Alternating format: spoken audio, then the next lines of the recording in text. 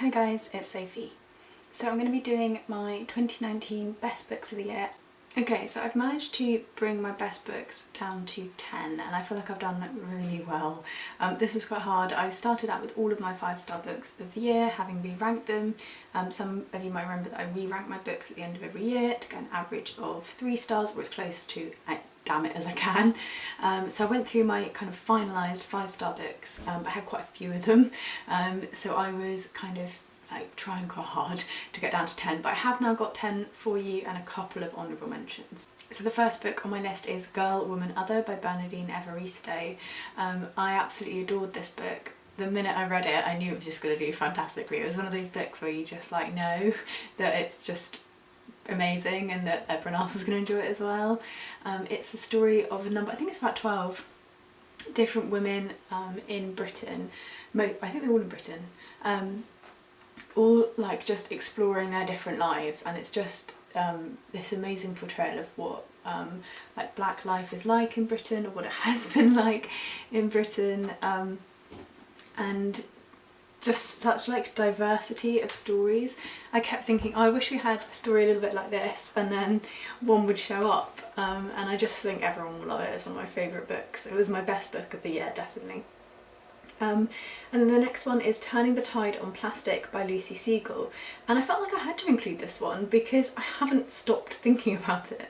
This is one of my climate change recommends for the year, and it's just a book talking about plastic use and what it does and how it breaks down and what are the alternatives, and it's such a like helpful book in terms of it's like instructional as well as like educational, and it properly changed my attitude towards the things I felt I could do in my own life, and it has changed the things I've done this year and changed the way I've functioned, and I think that's amazing. So if you haven't read that one yet, please do. That's another one of my absolute favourites. The next one I read was Line Made by Walking by Sarah Baum, which is a fictional book about a woman who isn't doing very well and decides to go live totally on her own in the middle of nowhere, and this book really resonated with me. I think it's partly the parallels to Tom's life when he was unwell.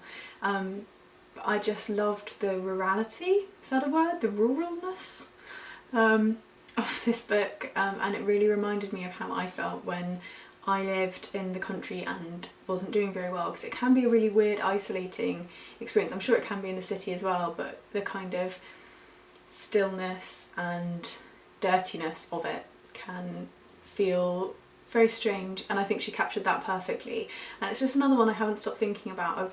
I've kind of thought about it a number of times throughout the year, and yeah, I'd highly recommend.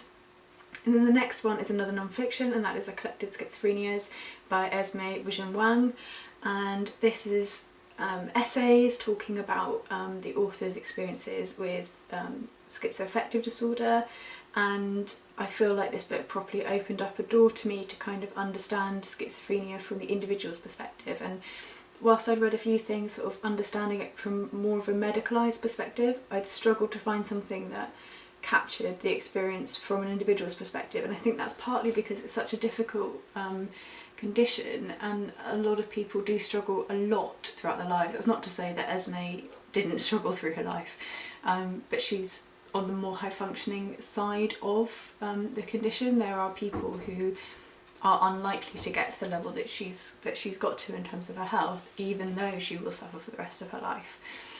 So I just thought it was really important, and if you feel any fear around kind of schizophrenia or psychosis, or just want to understand it a little bit more, I think it's really worth a read. And then the next one I picked was Heartburn by Nora Ephron, and this just like had one of those like special days, if that makes sense. It's a bit like Judas by Emma Oswald a few years ago, and I remember reading it really clearly. I remember just like the book made the day better. Heartburn is like full of these little recipes, and cooking and like food and living is all like a real part of Nora Ephron's writing. I had a bit of a toss-up on this one, and I Feel Bad About My Neck, which is some non-fiction essays by her, but I chose Heartburn in the end because of these recipes that just like drew my attention in, and then I ended up making some, and I thought, I don't know that I've read a book, like a fiction book, that's made me want to eat the food in it so badly, and I just thought it was really enjoyable, and it's another one that just like, it fills me with a little bit of happiness when I think about it. The next one is another climate change recommendation, and that is The Decade We Could Have Stopped Climate Change by Nathaniel. And this book is talking about the history of climate change and the reasons why action wasn't taken a lot sooner. And I thought that was such an essential piece of the puzzle in terms of talking about climate change today that I had to keep it on my list. I feel that I knew, like in theory, that it was that corporations didn't really want people to fix it because they're making lots of money, but actually understanding the ins and outs and the people who drove that and what that movement looked like is something I found really helpful for like understanding where we are today. And the next one I have is The Dreamers by Karen Thompson Walker, and this book is a book about a collection of college students who suffer from a mysterious sleeping sickness. I listened to that podcast for Killy's episode on the condition that this book is inspired by, and I just thought the two paired perfectly. The book itself is one of those like otherworldly but very much our world books that totally draw me in, and I just believed this as like a kind of thrillery experience and loved the medical mystery element. I thought that was fantastic. The cat is meowing, give me 2 secs, I know people get annoyed at her. And then I have In the Dream House by Carmen Machado, and this is a memoir-esque book just told in the most inventive way. I love her writing, I loved her Bodies and Other Parties. I did prefer In the Dream House. In the Dream House is telling a story of a same-sex abusive relationship in any manner of forms that you can possibly think of, and it was just so creative, the way that she spoke about what had happened to her and how that made her feel about herself and other relationships, and what a strange world that world is. And I just thought it was beautifully done, and if you haven't picked it up yet, I would very much recommend it.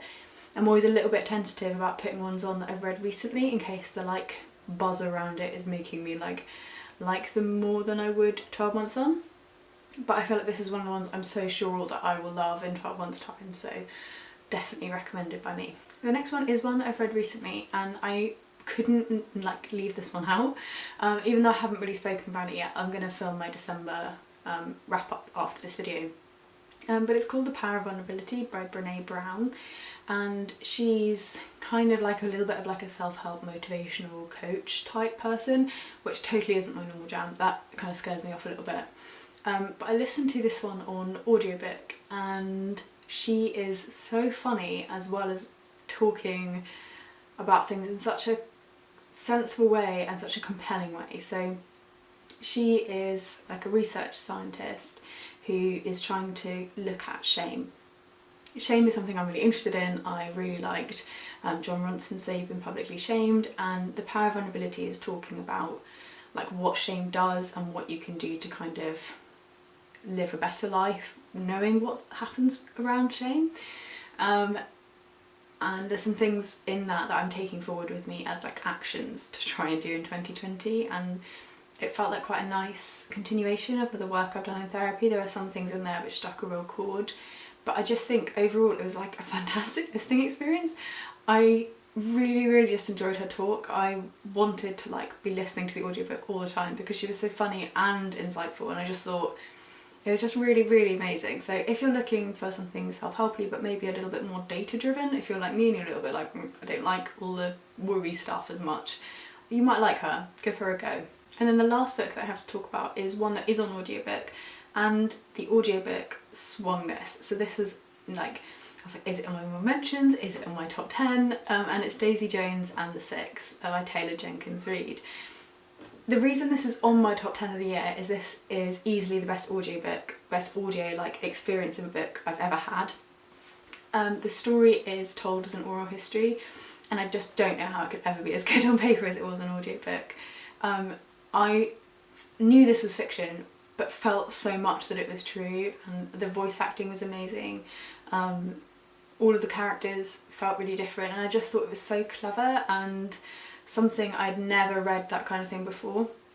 And it had to be there because whilst I really enjoyed the others and got a lot from the others, newness is something I kind of want to recognise, and that feeling of like I've never read this before when I read quite a lot is something that I really value. So that one's on there, whereas it might not technically be as good a book as some of the others. It just like brought something new to my year and I really appreciated it for that. And then my 3 honourable mentions for 2019 are The Lost Children Archive by Valeria Luiselli, Coventry by Rachel Cusk, and No Visible Bruises by Louise Synder. I loved all 3 of these books. I was just trying so hard to wheedle it down to 10. I have recommended The Lost Children Archive to quite a few people. That's probably the one that got like closest to being on the list. It was kind of that and Daisy Johnson, but Daisy Johnson just peaked it because of that audiobook experience, so I would highly recommend any 3 of those books as well. And I would also just say No Visible Bruises may well have been there, but I just finished reading it, and I don't quite trust myself to say like 100%. It was my last book of 2019, so I absolutely loved it, but I'm cautious when I've just finished them to add them to my best books of the year. So I really recommend all of the books I've talked about, and yeah, let me know if you've read any of them, if there's any of those that you sound interesting and you might want to pick up.